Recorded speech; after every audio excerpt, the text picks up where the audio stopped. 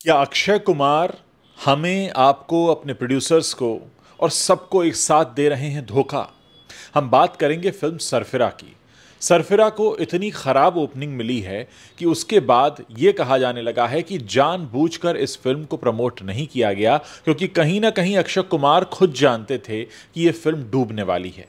अब ऐसे में सवाल यह है कि अगर अक्षय कुमार खुद जानते थे कि यह फिल्म डूबने वाली है, तो फिर उन्होंने फिल्म क्यों की? फिल्म करने का कारण अक्षय कुमार के अगर आप पुराने इंटरव्यूज देखेंगे तो उसमें साफ दिख जाएगा। अक्षय को काम करने का नशा है, ऐसा वो कहते हैं। काम करने का मतलब है धड़ाधड़ फिल्में साइन करते जाना। एक जैसे फैक्ट्री लगी होती है ना, सोप फैक्ट्री, कि रोजाना इतने किलो साबुन तो निकलना ही चाहिए।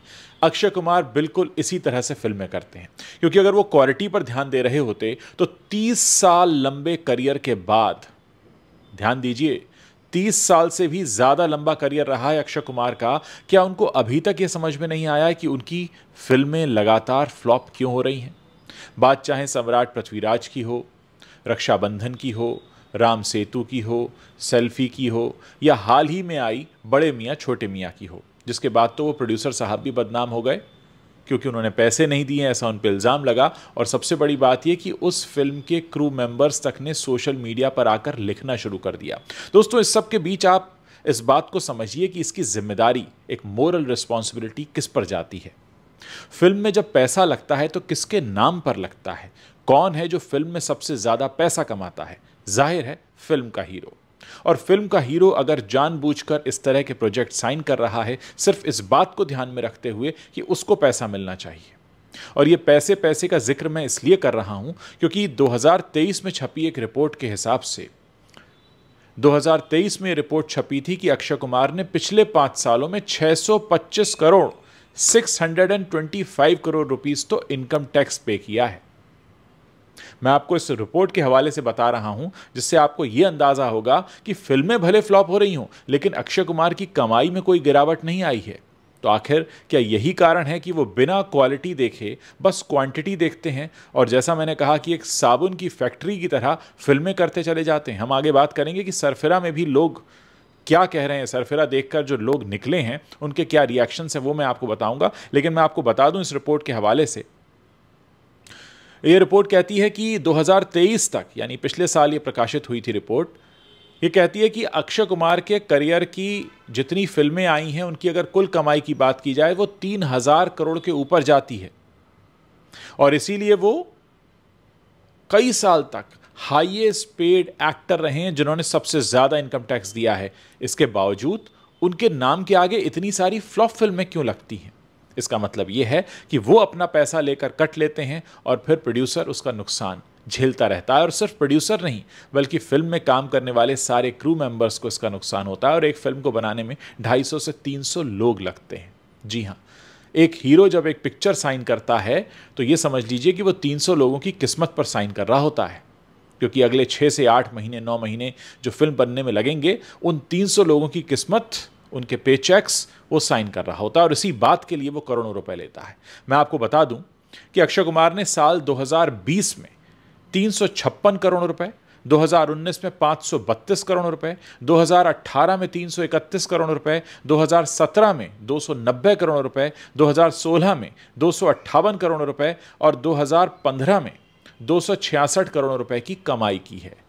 क्या आपको अक्षय कुमार की इतनी हिट फिल्में याद आ रही हैं जितनी आपको फ्लॉप फिल्में याद आएंगी? अब मैं आपको बताता हूं कि सरफिरा देखकर जो लोग निकले हैं उनका यह कहना है कि आपने, अक्षय कुमार जी, हमें कौन सी फ्लाइट में बैठा दिया जिसमें जो टेक ऑफ ही नहीं कर पाई और अंदर एसी भी नहीं चला, हमारा दम भी घुटने लगा, सांस भी नहीं आई। आपने पढ़ा होगा, एक ऐसी खबर भी आई थी एक एयरलाइंस के बारे में। मतलब हाल ये है कि आप दर्शकों को अंदर बुला लेते हैं ये कहकर कि इसमें अक्षय कुमार हैं, सो कॉल्ड खिलाड़ी कुमार हैं, जिनको 30 साल से भी ज़्यादा का अनुभव है फिल्मों में काम करने का, और वो वहाँ जाकर लोग, जितने दर्शक गए हैं, वो ठगा महसूस कर रहे हैं कि हमारे जेब का 500 रुपया चला गया, 600 रुपया चला गया। हम अपने घर से रिक्शा लेकर गए थे, टैक्सी लेकर गए थे, फैमिली के साथ गए थे। और जानते हैं, हाल ये है कि 80 करोड़ के आसपास की लागत बताई जाती है और पहले दिन ओपनिंग लगी है सिर्फ 2.5 करोड़ की और दूसरे दिन का कलेक्शन 4 सवा 4 करोड़ के आसपास का है। यह हाल है अक्षय कुमार का। और इस फिल्म के रिलीज होने से पहले अक्षय कुमार इसे प्रमोट करते कहीं भी दिखाई नहीं दिए। वो तो अच्छी किस्मत थी शायद, जो कोविड हो गया घर बैठ गए, जाहिर है बैठना ही था फिल्म की रिलीज से 2 दिन पहले, लेकिन उससे पहले भी कहीं दिखाई नहीं दिए थे। और उससे पहले इतनी बड़ी फिल्म फ्लॉप हुई थी BMCM, बड़े मियाँ छोटे मियाँ। तो यहाँ सवाल ये है कि आप अगर इस देश के इतने बड़े एक्टर हैं, इतने बड़े स्टार हैं कि आप सबसे ज़्यादा इनकम टैक्स पे करते हैं, सबसे ज़्यादा फिल्मों में काम करते हैं, सो कॉल्ड आपका कहना है मैं काम बहुत करता हूँ। अब कैसा काम करते हैं आप, ये आप ही जानते होंगे कि फिल्में लगातार आपकी फ्लॉप होती हैं। बेहतर होगा कि आप ज़्यादा काम करने की जगह सही काम करें, स्क्रिप्ट को चुनें।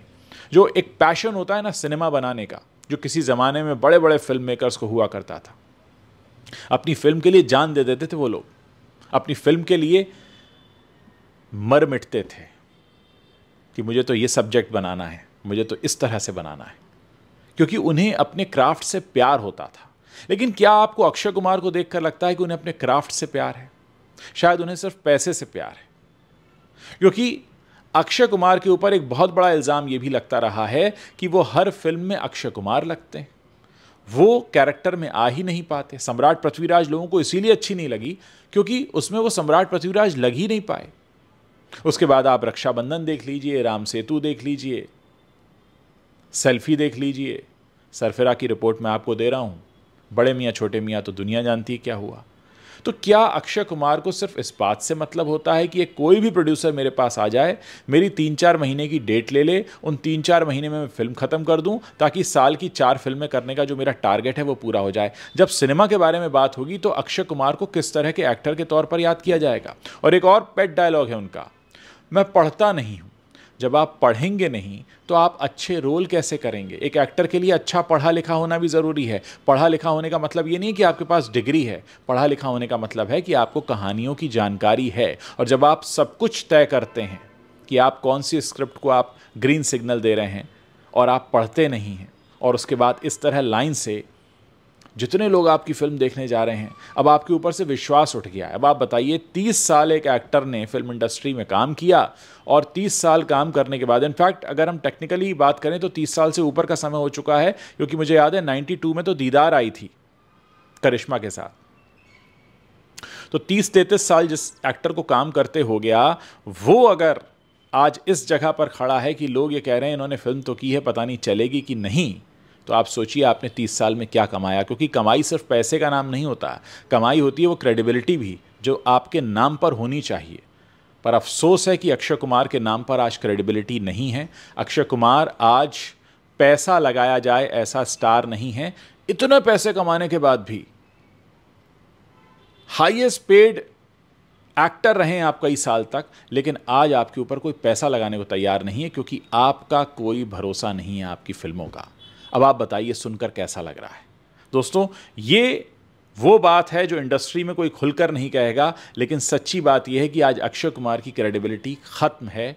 पिछली लाइन से लगातार फिल्में फ्लॉप हुई हैं और किसी के पास इस बात का जवाब नहीं है कि अक्षय कुमार आखिर ऐसी फिल्में क्यों साइन कर रहे हैं। क्या वो सिर्फ साइन करते समय सिर्फ पैसे पर ध्यान देते हैं?